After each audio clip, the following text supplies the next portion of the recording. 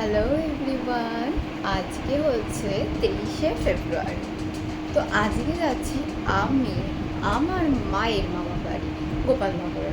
যাচ্ছি, কে কে যাচ্ছি? অবভিয়াসলি দিদামা এসছে, তো দিদামা যাবে, মা, মাসি, আমি, ভাই। তো চলো দেখা যাক আজকে মায়ের মামা বাড়িতে সারাটা দিন আমি কিভাবে স্পেন্ড করলাম। টাটা। ও হচ্ছে ছোটো মাসির ছেলে সাহেব, মাসিরা দমদম থেকে এসছে। আর মাঠে না তখনও কীর্তনের প্যান্ডেল পুরোটা খোলা হয়নি, তো গাড়িতে আমরা চারজন খুব আঁটোসাঁটো হয়ে পেছনে বসেছিলাম আর দিদামা সামনে বসেছিল।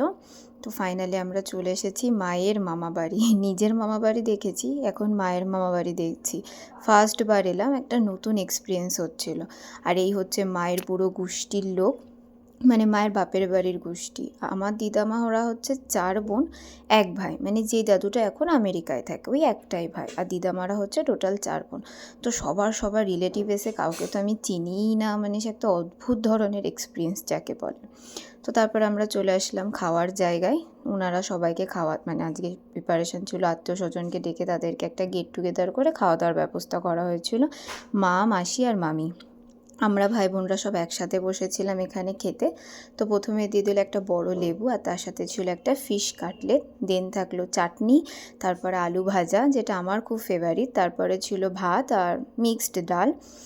মানে ডালের সাথে লেবু দিয়ে আলু ভাজা দিয়ে খেতে জাস্ট অসাধারণ লাগে। তারপরে ছিল গলদা চিংড়ি। বেসিক্যালি গলদা চিংড়ি আমার খেতে ভালো লাগে না। আমার ভাই দেখছো কেমনভাবে আমার দিকে তাকাচ্ছে। তো রান্নাগুলো না মোটামুটি হয়েছিল, খুব একটা ভালো না। দেন ছিল হচ্ছে রুই মাছ বা কাতলা মাছ, যার একটা ঝাল ছিল, এটাও জাস্ট মোটামুটি হয়েছে। তো মোটামুটি, খুব একটা ভালো না। এবং তারপরে ছিল হচ্ছে খাসির মাংসের পাতলার ঝোল।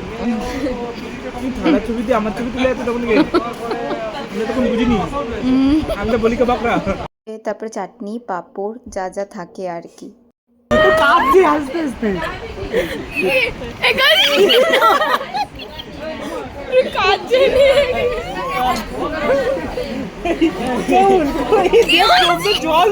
তো লাস্টে আমরা বাড়ির দিকে যাচ্ছি, তখন মোটামুটি বিকেল বেলায়। তো আমরা বেরিয়ে পড়ছি, সবাই বাড়ি যেতে হবে। টাটা।